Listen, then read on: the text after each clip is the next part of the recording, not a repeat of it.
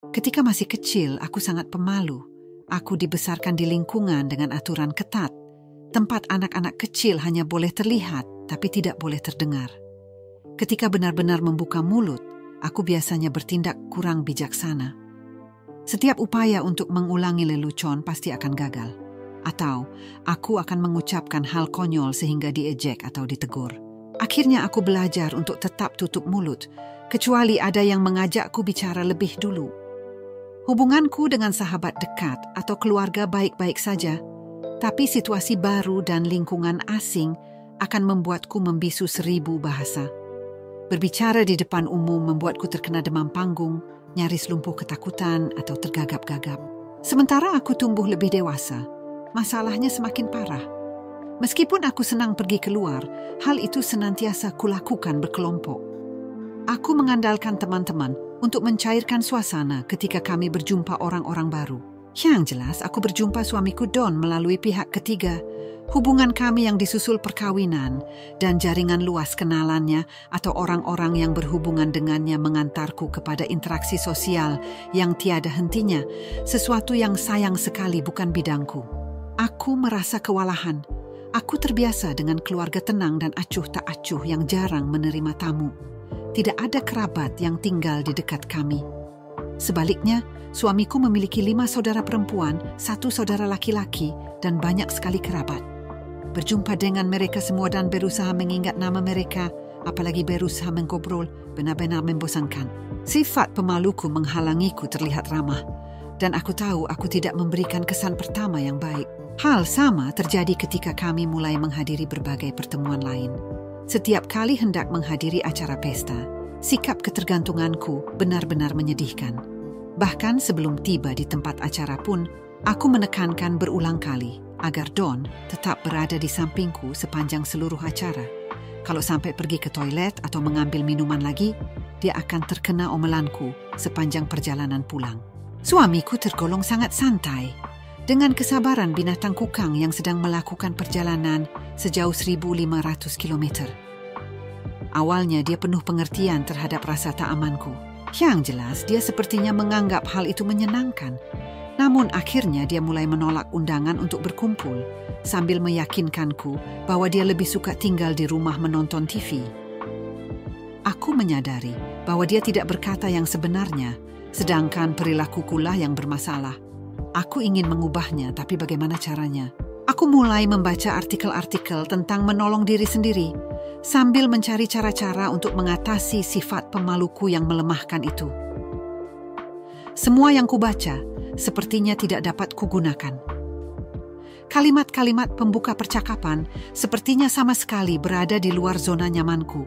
Aku tidak tahu apapun tentang politik, peristiwa-peristiwa di dunia, atau sains roket lagi pula. Siapa yang akan bakal tertarik kepada pekerjaanku yang membosankan bak robot di bagian pengemasan pabrik? Bahkan sebaliknya, semakin banyak yang kubaca, semakin aku merasa dungu dan tumpul. Tingkat rasa percaya diriku turun lebih dalam ke tempat yang bahkan takkan berani didatangi setan sekalipun. Berusaha mengesahkan harga diriku di cermin hanya membuatku merasa konyol dan membutuhkan diet apabila cerminnya berukuran penuh. Sekonyol apapun rasanya, aku tetap berkompromi dan berusaha. Namun, sesudah berbicara beberapa menit kepada bayanganku, aku menyingkirkan cermin dengan frustrasi. Bagaimana mungkin aku mampu meyakinkan orang yang sama sekali tak kukenal bahwa aku orang yang pandai bercakap-cakap dan menarik? Apabila aku bahkan tidak mampu meyakinkan diri sendiri, aku pun menyingkirkan majalah-majalah tak berguna itu dan tetap menderita. Aku tahu aku tak mungkin menghabiskan sisa hidupku dengan bersembunyi di rumah, di tengah penjara teror yang kuciptakan sendiri itu. Aku harus berubah dan berjanji akan melakukannya di acara berikutnya yang akan kami hadiri, yang kebetulan adalah acara piknik perusahaan tempat suamiku bekerja dan akan diadakan minggu berikutnya. Aku sama sekali tidak tahu bagaimana aku akan mendobrak rintangan kebisuanku. Tapi aku bersumpah tidak akan meninggalkan acara itu tanpa berusaha bicara kepada paling tidak 1 orang. Saat kami tiba pada Sabtu pagi itu, sudah hadir lebih dari 8 orang di situ. Setelah diperkenalkan kepada orang-orang yang segera kulupakan namanya, aku kembali merasa mulutku berubah kering. Ekspresi ketakutan di wajahku menjadi isyarat bagi suamiku untuk membawaku menjauh dari sana. Bagaimana kalau kita mengambil soda, sayang? Ajaknya ke 100 kalinya sejak kami pertama berjumpa. Kali ini ajakan itu tidak mengandung rasa penuh pengertian seperti biasa.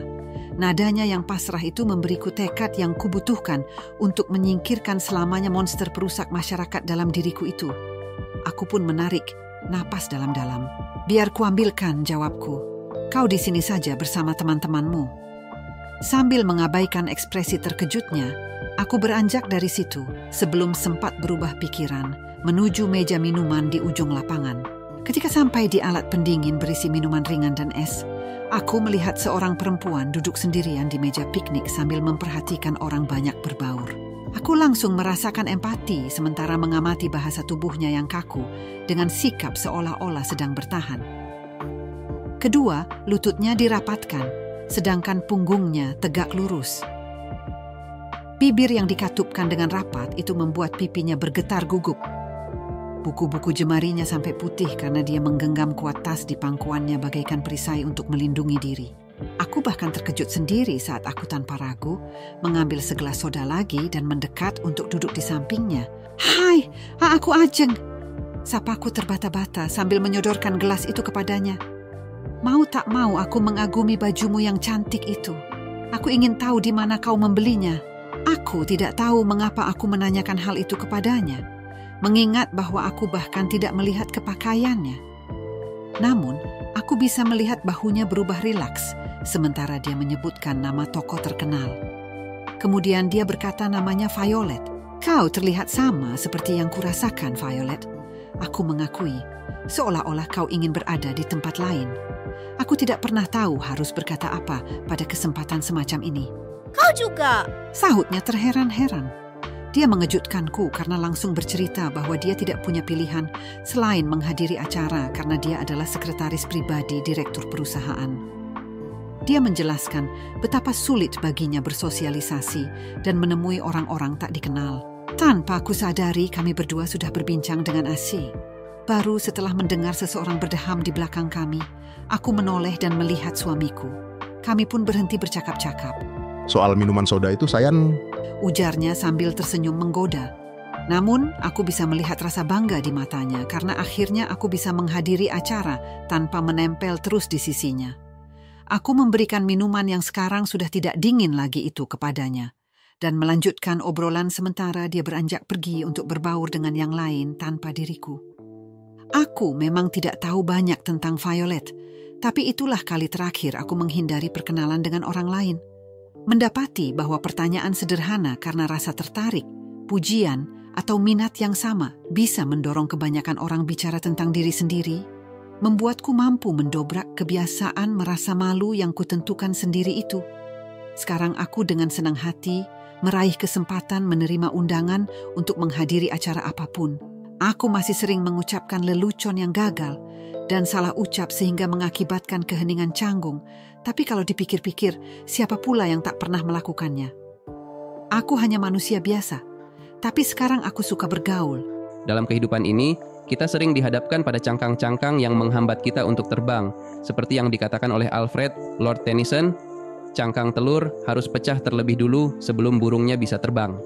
Cerita Ajeng mengenai perjuangannya melawan sifat pemalu dan ketergantungan sosialnya memberikan inspirasi bahwa kita semua bisa merubah diri kita, mengatasi ketakutan, dan keluar dari zona nyaman. Perubahan dimulai dengan satu langkah kecil, dan Ajeng memberikan contoh nyata bagaimana keberanian untuk berbicara dengan orang asing membawa perubahan positif dalam hidupnya. Kita dapat belajar dari kisahnya bahwa tidak ada cangkang yang tidak bisa pecah jika kita memiliki tekad untuk melakukannya. Saya yakin banyak dari kita yang mungkin merasakan tantangan yang sama dalam berinteraksi sosial. Jadi, mari bersama-sama ambil inspirasi dari cerita Ajeng dan berani keluar dari cangkang kita sendiri. Bagikan pengalaman atau tantangan Anda dalam berinteraksi sosial di kolom komentar di bawah. Jangan lupa untuk like video ini jika Anda merasa terinspirasi, subscribe untuk mendukung konten positif, dan tekan lonceng notifikasi agar tidak ketinggalan video berikutnya. Mari bersama-sama menciptakan perubahan positif dalam hidup kita dan hidup orang lain. Terima kasih telah menyaksikan dan sampai jumpa di video berikutnya.